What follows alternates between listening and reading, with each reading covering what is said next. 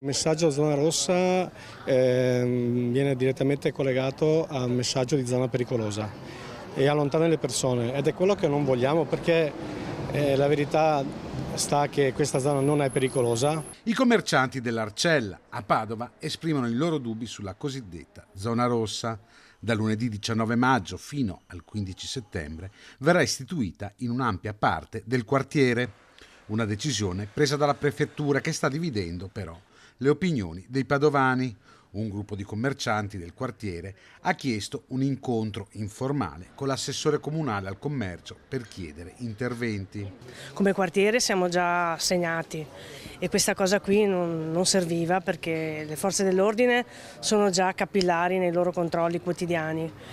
Eventualmente, se volevano intensificare i controlli in certe zone avrebbero potuto farlo, ma qui non c'è necessità di zona rossa. L'incontro di oggi anticipa quello che si terrà a Palazzo Moroni con il sindaco e le associazioni di categoria per parlare anche di questo tema. Abbiamo concordato con loro di mettere in campo alcune iniziative già nelle prossime settimane, delle feste anche di piazza, per rendere protagoniste le attività commerciali dell'Arcella e invitare quindi tutte le persone a venire a sostenerle.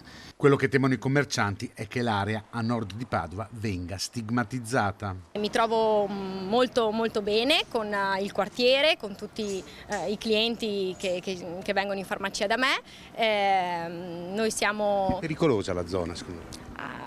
No, pericolosa assolutamente no. Nel lavorare quotidianamente, ormai da decenni, in questo quartiere, abbiamo scoperto e appurato quanto sia migliorato questo quartiere, per cui la notizia di questa emergenza, di quest'area addirittura identificata come rossa, ci sembra veramente una qualifica ingenerosa che non corrisponde alla realtà dei fatti. I controlli sono necessari e ben voluti, dicono i commercianti. Questo dispositivo lo consideriamo molto forte, molto drastico. Le zone critiche sono ben note, non sono molte.